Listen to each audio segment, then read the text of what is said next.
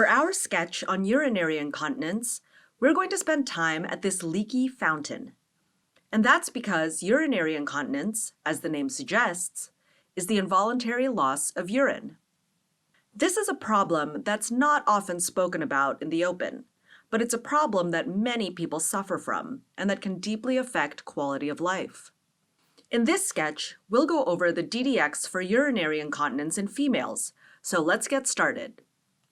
First step is stress urinary incontinence, or SUI. Stress urinary incontinence is the involuntary loss of urine that occurs with activity, which is why this tourist who's jumping is also spilling from his bottle of water.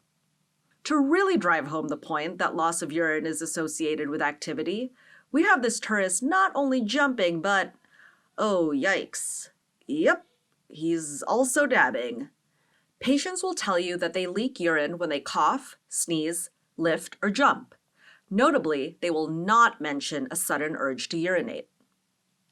In terms of its pathophysiology, stress incontinence is a mechanical issue that occurs from a hypermobile urethra. We've symbolized hypermobility with these wheelies on the dabbing tourist, so he can really zoom around town. This hypermobility can occur idiopathically or due to weakening of pelvic floor muscles. It follows then that risk factors for stress incontinence include things that may cause a weakening of the pelvic floor muscles, such as multiparity, represented by this group of kids, vaginal deliveries, and obesity. Note that multiparity on its own, regardless of delivery method, is a risk factor in addition to vaginal deliveries. The simplest test to evaluate for stress incontinence is called the cough stress test. In this test, you fill up the bladder with saline, ask the patient to cough, and observe if there's leakage of urine from the urethra. Easy peasy. Seems like this guy's dab is doubling up as a way for him to cover up his cough. Nice work, dude.